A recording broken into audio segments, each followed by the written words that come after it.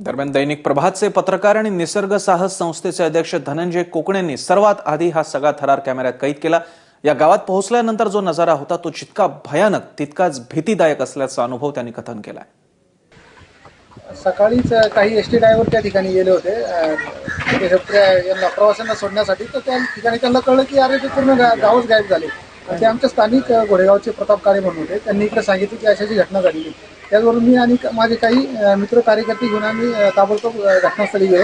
त्या ठिकाणी पाहिलं तर अत्यंत भयानक परिस्थिती आहे, संपूर्ण गावच गाडलं गेलेलं आहे। सकाळी 7:30 ते 8च्या दरम्यान ही घटना झालेली आहे। त्यामुळं बहुतांशी लोक घरामध्येच होते, त्यामुळं महिला, लहान मुलं आणि अनेक पुरुष, त्याचबरोबर गुरं ढोरं म्हणजे कोंबड्या, शेळ्या, गाई, म्हशी हे सर्व काही त्या ठिकाणी गाडले गेले आहेत। त्या ठिकाणी जर पाहिलं आपण तर अत्यंत भयानक परिस्थिती आहे, संपूर्णपणे ओसाड आहे, संपूर्ण चिखल आहे, मदत कार्यात सुद्धा खूप त्रास होत आहे। मशिनरी सुद्धा त्या ठिकाणी जाता येत नाही। JCB सारख्या मशीननी जर त्या ठिकाणी थोडीशी माती काढली तर पुन्हा पूर्व तशीच माती तयार त्या ठिकाणी होते।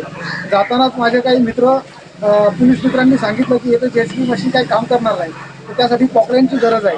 ताबडतोब मी काही मित्रांना पॉकलँडसाठी पाठवलं, कारण मोबाईलला रेंज येत नव्हती।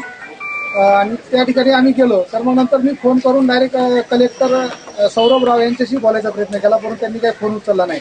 त्यांना मी SMS केला की ताबडतोब पॉकलँडसारख्या मशीन त्या ठिकाणी पाठवा, मदत कार्यासाठी त्या ठिकाणी गरजेचे आहे।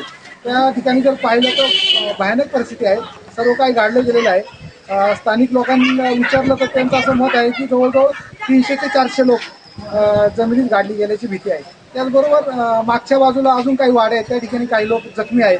जखमींना ताबडतोब आणायचा प्रयत्न चालू आहे, परंतु खूप चिखल आहे, चालता येत नाही। मी स्वतः त्या ठिकाणी जायचा प्रयत्न केला तर गुडघ्यापेक्षा जास्त पाय माझे त्या ठिकाणी रोवले गेले। एकंदर परिस्थिती भयानक।